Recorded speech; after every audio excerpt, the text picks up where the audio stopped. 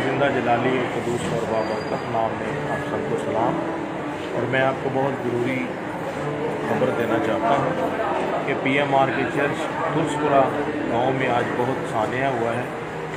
Church की जो छत है वो दौरान इबादत गिर गई है। काफ़ी लोग ज़ख्मी इसमें हुए हैं और 2 लोगों की मौत वाक़या हो चुकी है।